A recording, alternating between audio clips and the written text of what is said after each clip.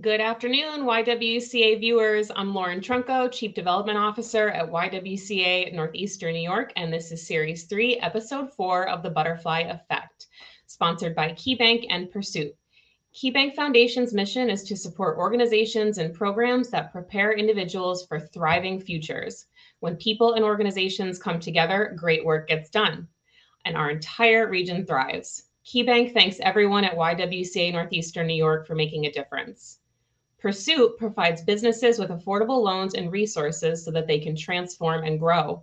They are Albany-based and community-focused lender, 100% invested in the success of their clients. If you are a small business owner looking for funds to start, grow, or recover, you can learn more at pursuitlending.com. We cannot thank these two amazing businesses enough for their support, not only this month, but year-round. This is an empowerment series where volunteer hosts interview inspiring women in our community. November is Homelessness Awareness Month, and YWCA has been providing housing for women for over 100 years in the building that we're currently in. In my time here, there is one resident whose time here made such an impact in my own life and my heart, I had to ask her mom to come on and share her story with us today. I'd like you to meet Kristen Smith. Kristen is an inspiring woman, and I can't wait for you to hear about her story and how she creates hope in our community. Welcome, Kristen. Thank you, Lauren. You're welcome. So let's get right into it. For those that don't know you, have no idea who you are, tell us a bit about yourself. Can you tell us a little bit about Kristen Smith? Okay. So I am a 30-year resident of New York State. I'm originally from Florida. I'm a mother of two. I'm a grandmother of five. I have worked in the aging field for probably about 30 years now. I work for the Office of Aging here in New York State, and I'm a lover of animals. As we speak, I am surrounded by 4 rescue dogs and my daughter's kitty cat. So there's a lot of feet running around. You do love animals. Every time I see you got a new dog. I love it. It's such a great passion. It's hard not to love them. It's true. Who inspired you when you were young? My mom. My mother really was the inspiration for me. I grew up in a household that had difficulties. There was some alcoholism in our household. And, you know, watching my mother take a difficult time, a difficult period, and a difficult home, and really be strong and, you know, go to work, be a strong role model for her 3 girls. I miss her daily. I lost her about 10 years ago, but she taught me to be fearless in a way that I don't think she even realized. I love that. Would you consider your mom your mentor, or do you have another person in mind if I say who are some of your mentors that you've had in your life? You know, I think it's, for me, she would be my initial mentor. And I think it's kind of like, and I'll use this word later on as we speak, a tapestry, that at different points in my life, there have been different people that were there as mentors, whether it was somebody who was a friend, whether it was somebody who was a companion, or even, you know, on the job, a colleague. I think we need to be receptive at all times, and we can really learn from somebody at any given point in our life. So there's been just, I would say, a plethora of mentors throughout my life. Yeah, absolutely. I can't help but bring up how much you inspire me. Before we talk about your connection to the YW, can you tell us a little bit about your daughter, Summer? Yes. So I lost my daughter, Summer, in 2015. And she, you know, it's interesting that we use the word butterfly effect here today, because that's what Summer was like. When she came into a room, though, she didn't really flutter. She like came in loud with a lot of enthusiasm. I was a single mom when I had my daughter. I was 17 years old, and I had a lot of decisions to make at a young age. And the best decision that I ever made was to have Summer, to keep Summer, and to love Summer as hard as I could. She was a shining light. She was a ball of energy, and she also had some challenges. When she was a young child, she was a victim of sexual abuse and experienced trauma from that. It was a relatively close family member, and that impacted Summer's life from that point on. And it became challenging for her. But she was a gift that I am so grateful for. Yeah, absolutely. Tell us about your connection to the YW housing, and specifically what led Summer here. Yes. So Summer had battled substance use disorder for 12 years, and she had recently been released from a program in Ellenville, New York, and was brought back to the area and basically dropped off. And that's what I think happens to many people, not just females, but males. When they exit a program, it's not necessarily a safe discharge. There's no real discharge plan. Mhm. And so what Summer did was made her way to the local Department of Social Services, as so many people do, and she was provided with a housing voucher. The voucher was for a pretty dilapidated hotel in our area Yeah. that is commonly used for people who are struggling with homelessness or might be dealing with substance use disorder. And, I can remember helping Summer move in. And I remember that night, the phone call that she made when she was like, Mom, I hear people, they're banging, they're knocking on the doors, they went in, and every night that she lived there, that was the phone call. And I would just stay on the line with her and we would talk. Yeah. And we were at a place where I could not bring Summer into my house for Sure. a multitude of reasons. And I said to Summer, what you need to do is to empower yourself, Summer. You need to find what's available in the community. Mhm. And I'm not quite sure how, but Summer found out the information about the YWCA housing program and met the amazing Lauren Trunco, who was in charge of the program at that time. And I remember the enthusiasm that she called me with. And she's like, Mom, I found a place and I'm going to have an interview. And I think that, they might be able to take me in. And when she actually, what I love is she continued to pursue that on her own. Yeah. Whatever connection was made, she felt comfortable enough to pursue that. Shared with me she'd be paying a small amount of her income Mhm. and talked to me a little bit. And I remember the day we moved Summer in up that rickety little elevator Mhm. and up the Beautiful. stairs. And I remember thinking, Summer, how do you have so much stuff? And how are we going to get it in that tiny little room? Yeah. And just I smile because I have warmth in my heart just from the moment that I walked into the YWCA housing program in the building. It's, Yeah. we talked about it's not just a place to live, it's a home. It's a home. Mhm. Yeah. I remember her interview very well because I remember immediately, one of the first questions we ask is like just basic information that Hmm. we get from people, and asking her age, her date of birth. We were the exact same age. And then hearing about her life, and just the various paths, Hmm. when trauma enters somebody's life, what a ripple effect. We talk about the butterfly effect and the ripple effect that that has. And I was just so happy for her that she was like on this new, she like was really excited to start over and start fresh. And you were there every step of the way. Every step of the way. I felt like you were my mom within a couple weeks of her moving in, checking in on her. But it was great that she had you as a support system for sure. So we It don't was, see that a lot here. So it's great. well, it was a blessing. And my favorite thing now is, and it's how it's just happiness for me. The women at the Y who lived there, when I would come in, they'd start to go, It's Summer's mom. It's Summer's mom. I didn't know if that was good or bad. But to this day, when somebody says to me, and it still happens, Yeah. Aren't you Summer's mom? I'm like, and so when I do anything that has to do with Summer and some things that I do with that, I always sign it as Kristen Smith, Summer's mom. Mhm. I love Yep. it. What do you want people to know about the housing program here? You touched a little bit about it, but about the women that stay with us, because you did get pretty close to many of the women that were here when Summer was here. Yes, to start with, as I said, it's a home. This isn't when you walk in the door there. Yes, there are certain things that you have to have a desk, you have to have a check-in. There's some offices there, but you don't feel that. And what I love is it is women that come together from different walks of life, different paths. There's probably a commonality in a thread that has woven its way through, which typically is some form of trauma that has brought the woman to the women to this program, but they become friends. They become sometimes a little bit of an enemy for a while until they find their way to friendship, but they support each other.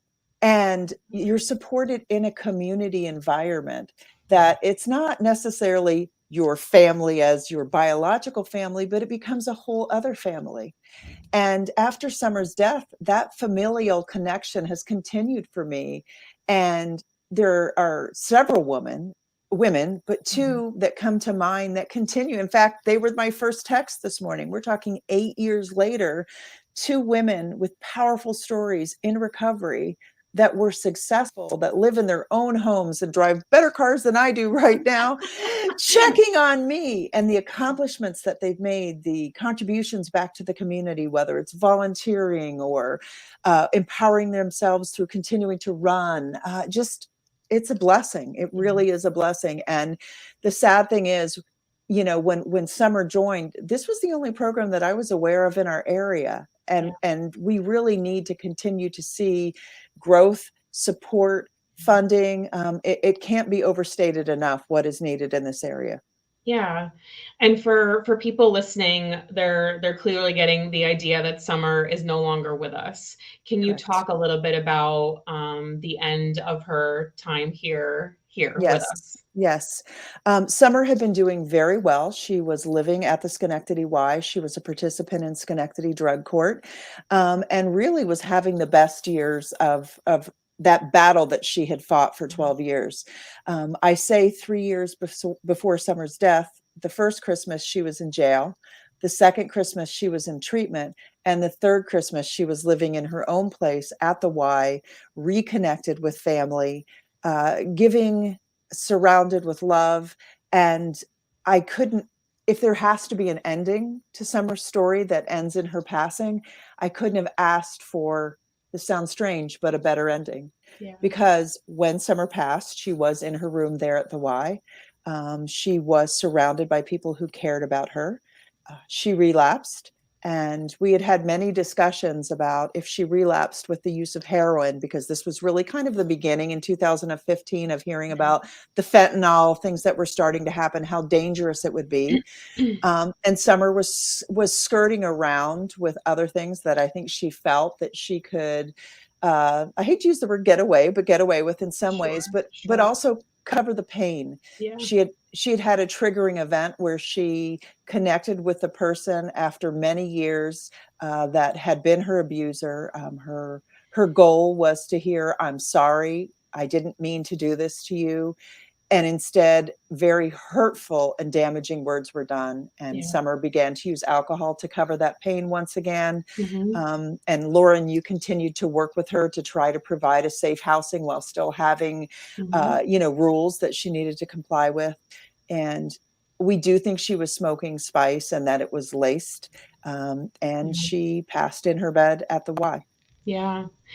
And, I think to think about that morning, I remember you called, and your connection with her, you knew, too much time Yes. had gone by and you didn't hear from her. You began calling the front desk really early in the morning saying, I Yes. know something's wrong. I know something's wrong. And, obviously the rest of the day played out the way it did. But, to have you here, to have the residents here, to be together, kind of going through that, I had certainly never experienced anything like that working in the human services field. And the fact that 8 years later, we're still talking Yes. pretty regularly. I think that you're incredible. And to take, such an event like that had an impact on a lot of us here at the Y, a Mhm. lot of us, especially the housing program overall. But can you tell me about at what point, like how long did it take to go from that, event to the 5K, the Summer Smith 5K addiction awareness kind of event that you now put on Yes. annually? Tell me about that shift. Well, it's interesting because, I hate running, and Summer hated running. You and me both. Oh my god, How you we know? get roped into that system. Yes, and I still remember when Summer, the first thing Summer told me about that she was doing was she was working with Habitat for Humanity, and some of my favorite pictures are Summer with a Yeah. sledgehammer, connected. And what I loved was I was like, "Wow, the Y isn't just giving her housing, it's giving her purpose." Yeah. And purpose is what helps us whether we're in recovery or not. But as, individuals, and specifically, I think especially females, having purpose, goals are so important. And the next thing she told me about was this group called STEM, Strong Through Every Mile, Yeah. and that they were coming into the Y, and that they were headed by a woman who had started this not-for-profit, and the goal was to empower women who are victims of domestic violence or some type of sexual trauma to be empowered by crossing a finish line. And I'm like, Summer, you're running a race. Like I say in something else I do, we run for cookies and things like that across the room. We I surely are not know. running to cross the finish line, right? And, I started to hear the story, and, she'd do her little moaning and come on, tonight's the night, but she would be there and she Yeah. would show up. And that's the part that's so important. She would show up. And the day of the event, it was called the Jingle Bell Run. And Lauren, you were there, and so many of the other women that I'm still friends with, we're up in Saratoga. It's freezing. It's 32 degrees. I'm like, what?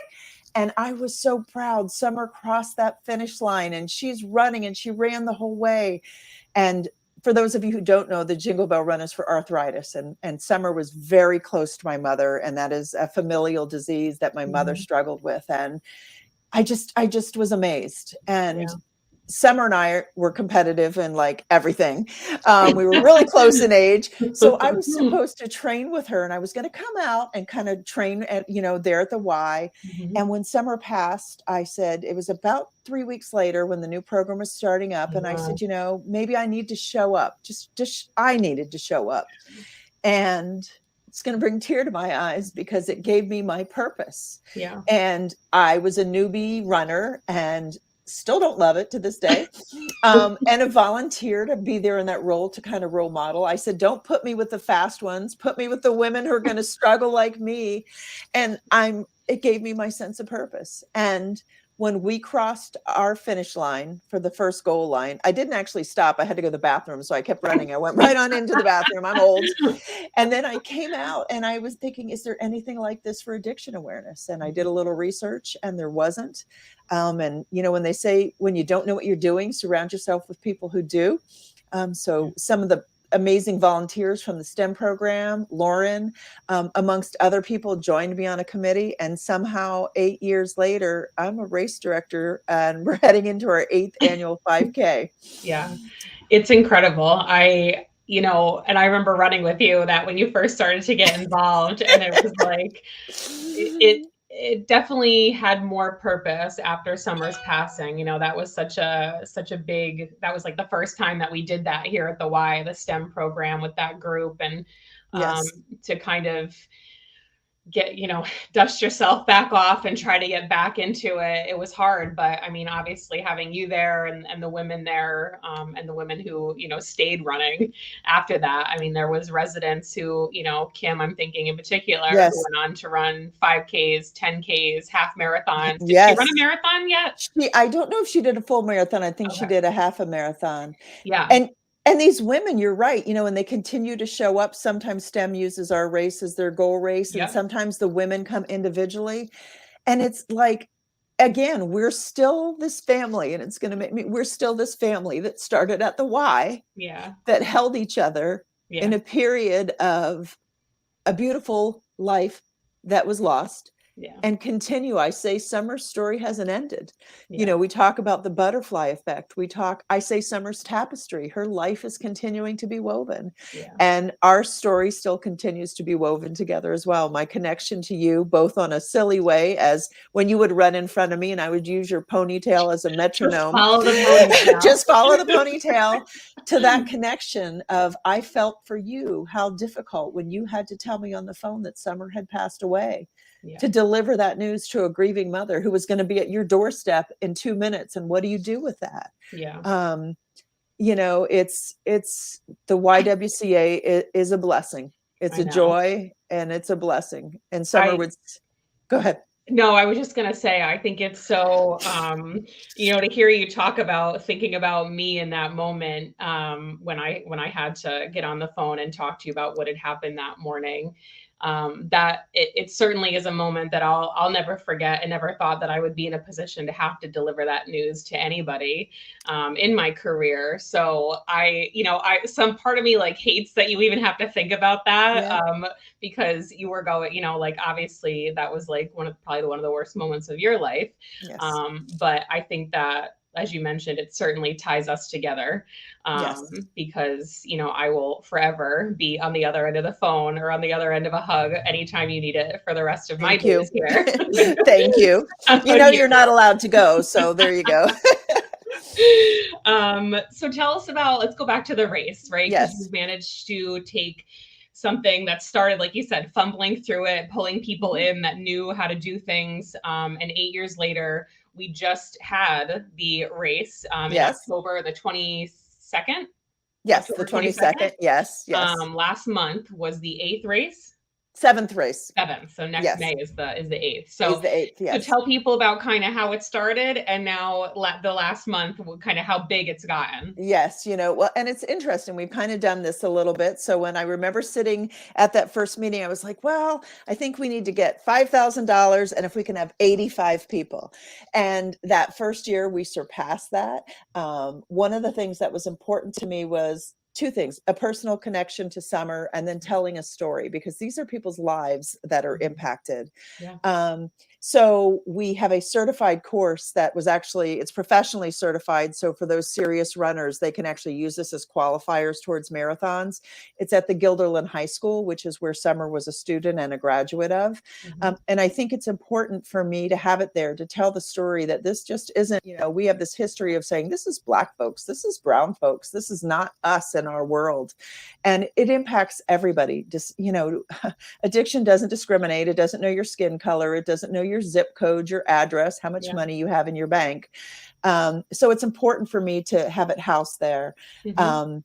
In COVID, we needed to make a little bit of a move. We went remote one year, but we never stopped. We worked out of somebody's, Zach Strong's family. Zach is another child that was lost, and I'm now close friends with his mom. We actually were in their front yard and we did a live stream and we did the whole event. Mhm. Last year we were back and we went over to the crossings so we could have that space Yeah. before we could get in the school. But the last year in 2019, before, when we were all in person, before we were over at the crossings, we had grown. We had almost 600 people registered and we had almost 500 people across the finish line. We take walkers, serious runners. If you need to crawl across, that's okay. We take Yeah. pets. And it's an amazing event. Yeah. And we tell a story. We tell a story along the way. We have signs that are interspersed with facts about addiction. And each family that we invite to honor their loved one is allowed to design their sign at no cost. It starts with Summers.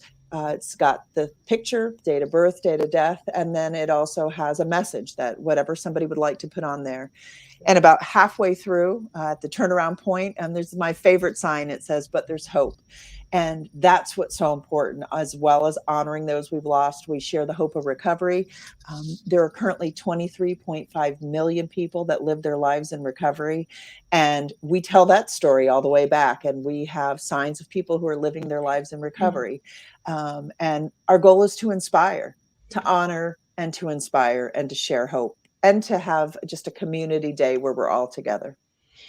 Yeah, I think the way that you've managed to create so many like personal significant moments at the event, I think that's what keeps people coming back. You know, certainly it's early in the morning, sometimes it's cold, but you can't help but just be, you know, really overcome with emotion when you see the families or you meet people that are in recovery, that this is like a really big finish line to them to be able to run this, or they come Yes. together, or there's families that run in memorial of or in memory of.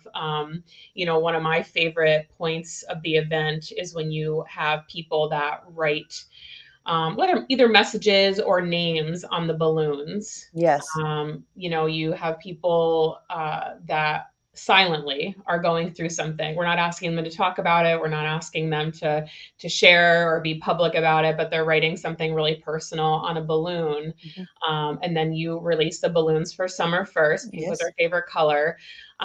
While the song plays, and then you ask everybody to kind of release their messages, and you just see, I mean, I think it's a really strong visual of just how wide this disease impacts our community, right? Because you just see this swell of balloons being released, and it's really quiet, and you can just feel the emotion in that moment. It brings me to tears every time I'm at the event, and I just kind of like stand back and watch and think about how many people are impacted.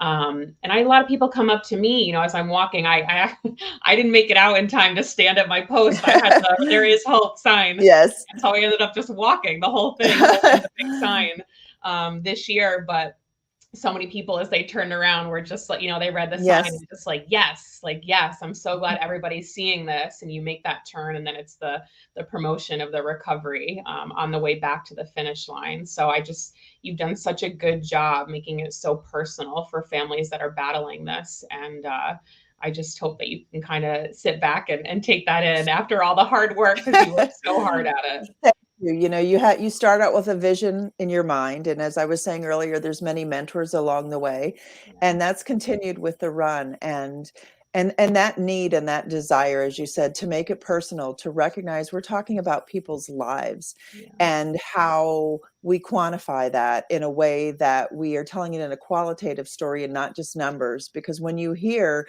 oh, there was a 68% increase in deaths, which there was last year due to COVID in New York State alone. When Summer passed away, there was roughly about 50 some thousand overdose deaths, and those are just the ones that are tracked specifically. So we know that number is exponentially larger, and also excludes people who pass away due to alcoholism, which is very, very large. Yeah. To over 110,000 tracked in this last year from April to April.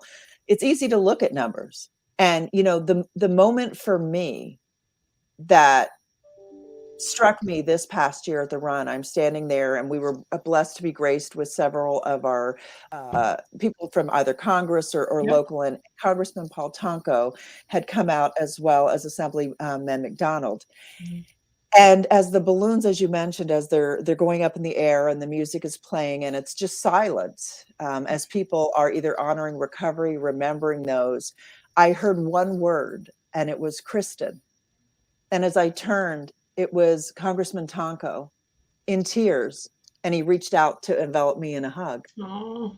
And it's connecting one another to say this story, whether it's the story of recovery, it's the struggle of grief, it's everything. It's that tapestry that connects us.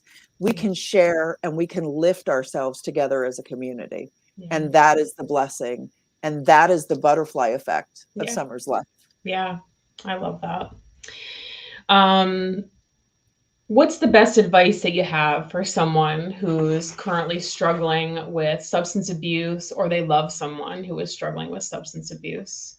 I think it's to first accept that there is this reality, and to also then accept that it's a disease, that it's not, a moral failing, as we've talked about. It's, our goal with the run, we say run the race, stop the stigma, is to take away the shame and stigma. And what would you do if somebody said to you, you have cancer or you have diabetes? You would seek treatment, and you would do it not with shame. You would do it, and you would take care of yourself. So to somebody who is in that role, and recognizing I might have, or I do have, or I'm well aware that I have because I've been diagnosed, to seek that treatment, to seek that support. And the amazing thing in New York State, from Summer, so she passed in 2015, but I got the call when she was 18 that she was addicted to heroin. And she was in that early group that was somebody who had struggled with trauma, toyed around with drugs and alcohol, probably more than most in high school. But after she had her first child, was given OxyContin due to endometriosis, and she was off to the races. The interesting thing is that Summer overcame her battle with heroin and was doing as addicts would do, using other substances to heal that pain. But we in New York State have come so far. When I got that call, the only place I had to turn was my insurance company.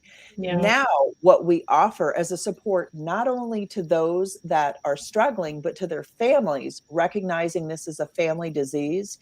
We have in our counties, there are positions called family support navigators that are funded by New York State, so that you can reach out. For example, here in Albany, we have the Addictions Care Center, and they have a family support navigator. And our run actually provides some money to Addictions Care Center in Schenectady.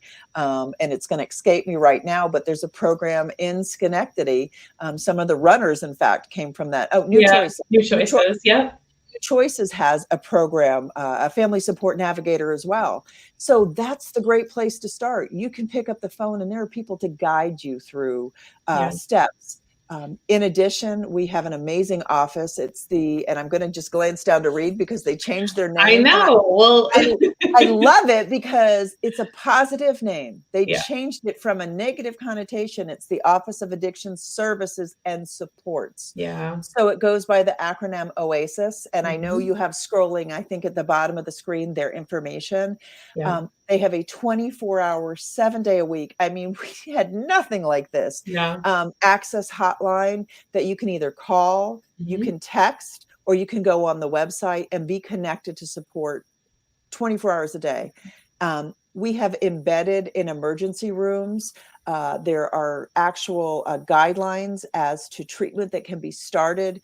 Medication can be started for medication assisted treatment Mhm. in an emergency room, and then a connection is made for further treatment.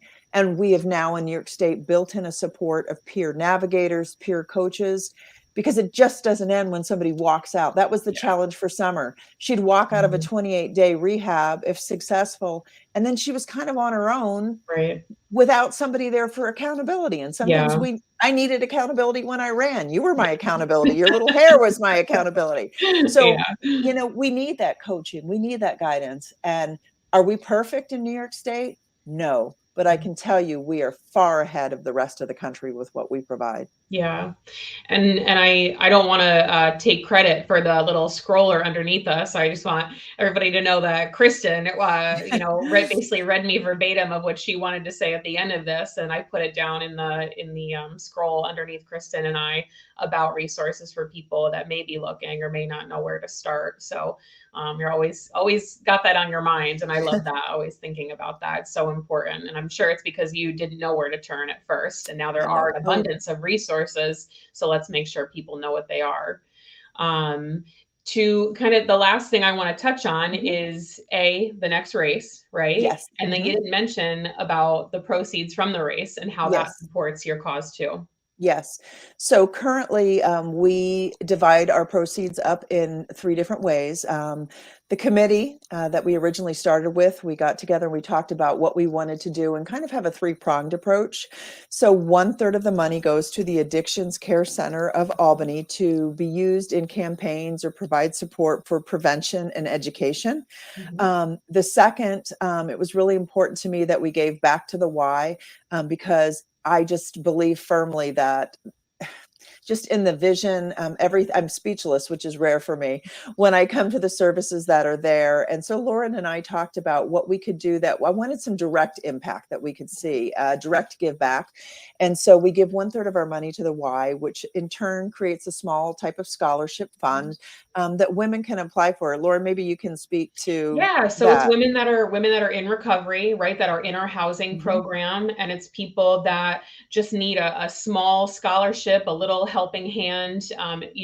We've had it over the years and have used it for a security deposit to get somebody into their own apartment. Somebody needed to go through a certification program to get a job, to help them move to the next level. So it's kind of like that just kind of holding out the hand and helping someone up. Has a very similar story to Summers and their experience here to kind of keep that moving forward. So I love that. It's not that all of them aren't my favorite, but this is my big connection here. So I love hearing the stories of how it's impacted people's lives, women's lives. And then the third is to help support that culture of recovery. I'm a part of Friends of Recovery Albany, and you could actually go online and do some research on recovery community organizations that you can find in your community, but we have them here in Schenectady, and it's a loose group of people who are interested in all things recovery, whether they are a provider of treatment, just interested. They may be a family member like myself who has lost somebody to addiction, or somebody fighting themselves. Yeah. And the goals are to just support recovery, whether it's through legislation, advocacy, or having having events that support recovery. And we created in Albany what is called Recovery in the Park. It's in Washington Park. We have it every September. And it's a day to just bring out, celebrate recovery, have fun, have no shame, bring your kids, have a blast, dance. We have raffles.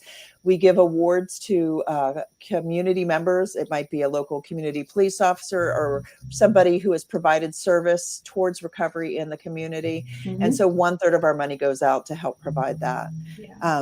You know, I'm toying in my mind, and I talk to Lauren quite often about where we go next. I've probably got about 8 more years of my working life for 10 years. And so I know I need to do something when I retire. So we'll see what happens next with the run.